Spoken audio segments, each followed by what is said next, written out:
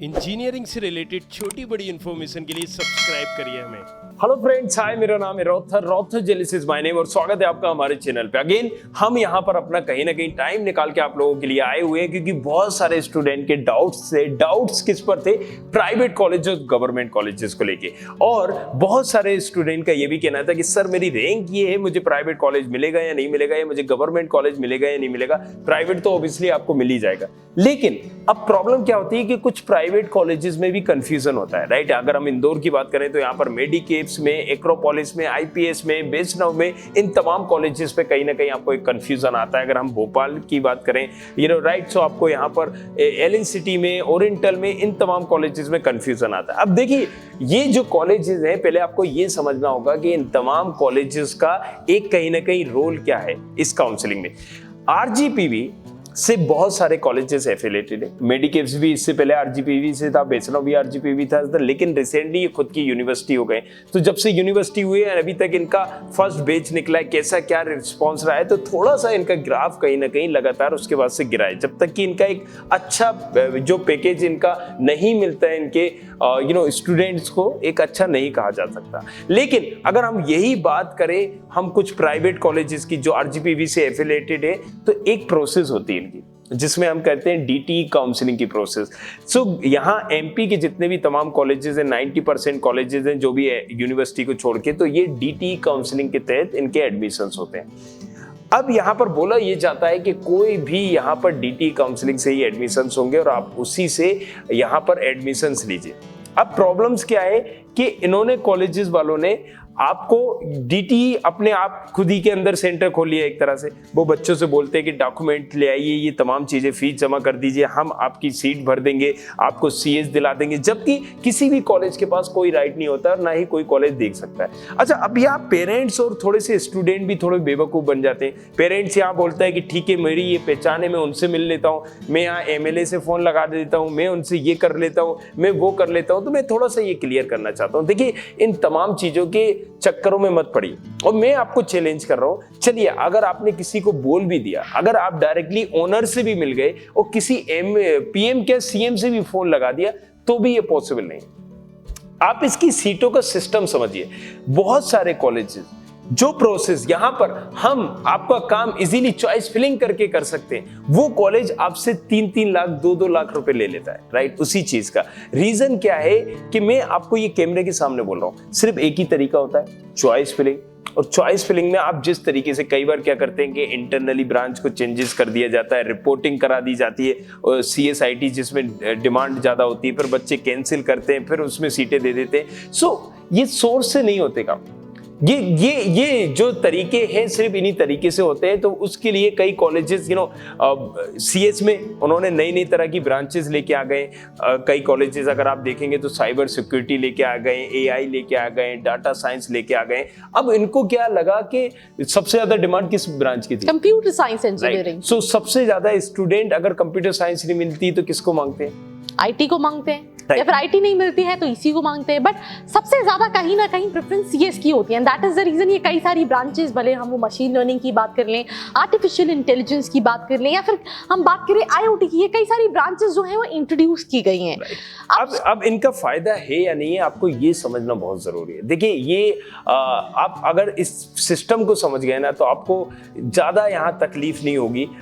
तकलीफ बोल रहा हूँ मैं, ज्यादा आपको यहाँ पर दिक्कतें नहीं होंगी। प्रॉब्लम क्या थी कि यहाँ पर कई अच्छे कॉलेजेस की, टॉप कॉलेजेस की बात कर ले, इवन आप भोपाल के किसी भी टॉप कॉलेज को ले लीजिए, उसका रिकॉर्ड देख लीजिए। डीटी में जाएंगे, पिछले साल का वैकेंट सीट आपको स्ट्रक्चर मिल जाएगा, या फिर गूगल पे पड़े होंगे। और इंदौर के ले लीजिए या टॉप किसी सिटी के कॉलेजेस ले लीजिए, ये पिछले 2-2, 3-3 साल से भी अपनी सीटें नहीं भर पा रहे। वो भले ही यहाँ पर मेडिकेप्स हो या आपका बाकी कॉलेजेस हो या फिर एलन सिटी हो या ओरिएंटल। प्रॉब्लम ये थी कि इनकी जो मैकेनिकल जैसे सीट हो गई, केमिकल सीट हो गई, या फिर इनकी ऑटोमोबाइल सीट हो गई, या फिर इनकी सिविल सीट हो गई, इलेक्ट्रिकल हो गई, ईएक्स हो गई, ये तमाम तरह की जो सीटें थी पूरी खाली जा रही थी। और इसमें बच्चों को कहीं ना कहीं कई कॉलेजेस ने तो ऐसा किया कि ठीक है आप आधी फीस कर दीजिए, आधी की भी आधी फीस कर दीजिए, आप ले लीजिए। सो एक चीज इन्होंने ये समझा, क्योंकि देखिए ओवरऑल वो भी बिजनेसमैन है, वो भी इन तमाम चीजों का एनालिसिस करते हैं, तमाम चीजों को जानते हैं। तो उन्होंने देखा कि बच्चा सीएस की डिमांड कर रहा है, कंप्यूटर साइड, मुझे भी कंप्यूटर चाहिए, मैं भी कंप्यूटर लूंगा, तू भी कंप्यूटर ले। सो ये जो प्रोसेस चली, कहीं ना कहीं इनके दिमाग में एक इंडिकेशन हुआ और इस चीज को एक नया जन्म दिया, एक नए सिस्टम को। वो क्या हो, अब हर कॉलेज यहाँ पर CS साइबर सिक्योरिटी लेके आई। हालांकि देखा जाए साइबर सिक्योरिटी एक अलग तरह से है, लेकिन उन्होंने नाम क्या लगा दिया इसके आगे, CS cyber security, CS data science. आप इनको कॉल करेंगे, पूछेंगे, ये बात ये नहीं करेंगे कि साइबर सिक्योरिटी हमारे पास आई। आप कॉल करके देखिए, मैंने यहाँ पर 8-10 बार कॉल किए उनसे पर्सनल, मैंने वॉइस रिकॉर्डिंग की, तब ये चीज एक तरह से आया कि ये क्या, ये नब्ज पहचान रहे हैं। स्टूडेंट को क्या चाहिए, कंप्यूटर साइंस। क्यों चाहिए कंप्यूटर साइंस? क्योंकि स्कोप है, प्लेसमेंट्स है। तो इन्होंने एक नब्ज पकड़ लिए कि जब भी आप पूछोगे अच्छा CS में हो जाएगा, अब ये मना नहीं करेंगे, अब ये बोलेंगे हाँ CS में हो जाएगा। CS में डाटा साइंस है, आप वो ले सकते हैं। CS में साइबर सिक्योरिटी है, वो ले सकते हैं। CS में IoT है, वो ले सकते हैं। सो ये जो पूरा का पूरा एक तरीके से सिस्टम चला दिया और यहाँ पर कंफ्यूजन बहुत पैदा हो गया। अब बच्चे को लग रहा है कि मुझे तो भैया यहाँ पर टॉप कॉलेजेस में CS मिल गई है, राइट, मुझे तो यहाँ पर डाटा साइंस मिल गई, साइबर सिक्योरिटी मिल गई, AI मिल गई है, बिजनेस मिल गई है मुझे। लेकिन इसके उलट क्या हो रहा है, आपने कभी नोटिस किया? एक्चुअल में ये ब्रांच ही अलग है। मैं एक और चीज ऐड करना चाहूंगी, ये ब्रांचेस बिल्कुल बुरी नहीं है। अगेन, ये ब्रांचेस अगर आप इनकी बात करें तो ये स्पेशलाइज्ड ब्रांचेस है जिनके पैकेजेस नॉर्मल CS से ज्यादा हैं, बट ये आप उन्हीं से पढ़ सकते हो जिनके पास इंडस्ट्री का एक्सपीरियंस है, क्योंकि सिर्फ डिग्री लेने का कोई फायदा नहीं है। ये आपको हर कोई नहीं पढ़ा सकता है, ये वो बंदा पढ़ा सकता है जिसने प्रैक्टिकली इसके ऊपर काम किया है। इसके पैकेजेस ज्यादा इसलिए क्योंकि इंडस्ट्री में इसके लोग कम हैं, तो आप कैसे टीचर से पढ़ रहे हो? देखिए, जो ये पूरा का पूरा कहीं ना कहीं सिस्टम आया, क्योंकि इस इंडस्ट्री में हम भली बात तमाम चीजों को जानते हैं। इन्होंने वो नब्ज को पकड़ने के लिए वो स्टूडेंट के एक वीक जोन को, हमें भी CS चाहिए, मुझे भी CS चाहिए, तुझे भी CS चाहिए, अच्छा तुझे भी चाहिए। तो ये जो तमाम CS का चल रहा था और कहीं ना कहीं इनकी सीटें काफी जो जा रही थी खाली, उनको इन्होंने सिलेंडर किया, नई सीटों को लेके आए। अब देखिए यहाँ प्रॉब्लम क्या है, प्रॉब्लम ये नहीं है कि ये CS में साइबर सिक्योरिटी ले आए या फिर यहाँ पर AI ले आए, मशीन लर्निंग ले आए, ये तमाम चीजें। हमें ये जानना है कि अगर मुझे मशीन लर्निंग में चाहिए तो मुझे ये जानना है कि मशीन लर्निंग में कौन से टीचर होंगे जो पढ़ाएंगे, क्या वो भोपाल से होंगे या बाहर से होंगे, आप उनके लिए किसको लेके आए।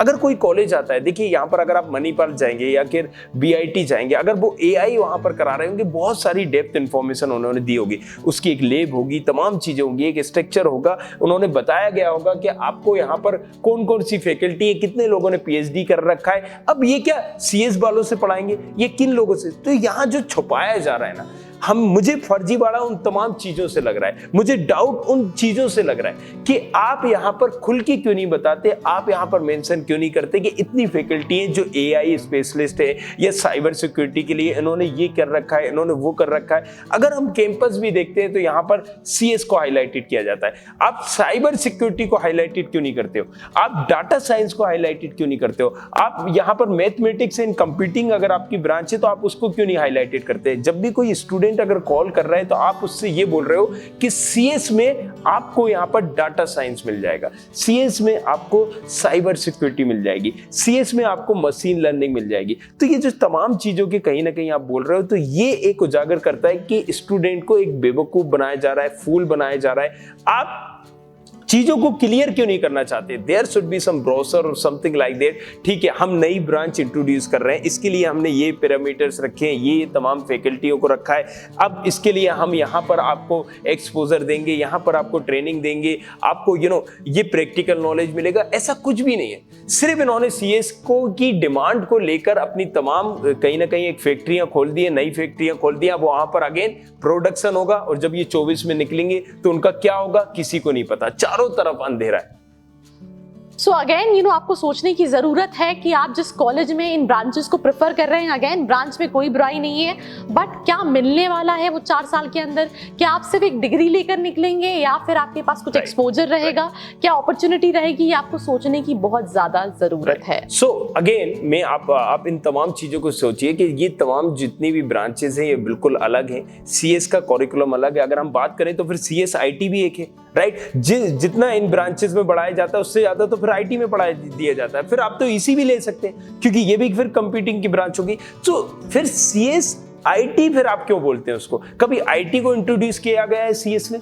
तो डाटा साइंस कोई नहीं बोलेगा। प्राइवेट कॉलेजेस में अगर आप जाएंगे तो आपको कोई भी यहाँ पर डाटा साइंस नहीं मिलेगा। लेकिन ये चीज आप एक गवर्नमेंट कॉलेजेस में कर सकते हैं, क्योंकि जब भी कोई नई ब्रांच आती है तो वहां पर करिकुलम आता है, वहां पर एक स्ट्रक्चर तैयार होता है कि ठीक है ये फैकल्टी आएंगी इस चीज के लिए, क्योंकि हम नई ब्रांच इंट्रोड्यूस कर रहे हैं या लेके आ रहे हैं तो इसके लिए हम फैकल्टी लाएंगे। वो एक गवर्नमेंट स्ट्रक्चर है। प्राइवेट में देखिए अब ये किससे पढ़वाने वाले हैं, हमें क्या सिखाने वाले हैं, ऐसा कुछ भी नहीं है गायब। या फिर सिर्फ आप हमसे पैसे लेने वाले हो, या फिर आप सीधा सीधा हमारी जेब खाली करना चाहते हो। सो आखिर है क्या ऐसा इन तमाम ब्रांचेस में? एक कॉलेज ने रातों रात, हम बोलते हैं कि यहाँ पर ठीक है हर साल इंसान नई ब्रांच इंट्रोड्यूस करता है, 5-5, 6-6 ब्रांच इंट्रोड्यूस कर दिए और हर डिपार्टमेंट में ब्रांच इंट्रोड्यूस कर दिया। अब इससे क्या हो रहा है, और गुमराह किया जा रहा है मार्केट में। सीएस है हमारे पास, सीएस में डाटा साइंस है, सीएस में हमारे पास साइबर सिक्योरिटी है। मुझे प्रॉब्लम इन ब्रांचेस से नहीं है, मुझे प्रॉब्लम से ये जिस तरीके से बोला जा रहा है, जिस तरीके से मार्केटिंग की जा रही है, जिस तरीके से गुमराह किया जा रहा है। तो आपको अगेन एनालाइज करना है कि आपको कौन सा कॉलेज मिल रहा है, आप वहां पे क्या करना चाहते हैं और उसी बेसिस पे एनरोल करना है। राइट।